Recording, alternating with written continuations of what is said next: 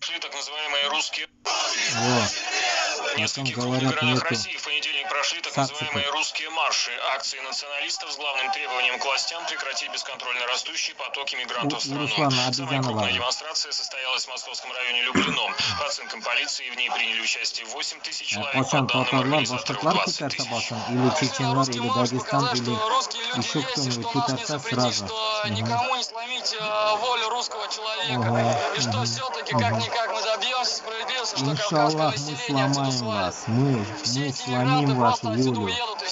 В ходе марша были задержаны 30 человек. По версии полиции, причина ношения масок, нацистские речевки и символика. Организаторы уверяют, что стражи порядка объявляли экстремистскими любые не понравившиеся им лозунги. Всплеск националистических настроений в российском обществе произошел после событий середины октября в московском Бирюлеве, когда предположительно выходец с Кавказа убил русского москвича. Население района вышло на улицы с требованием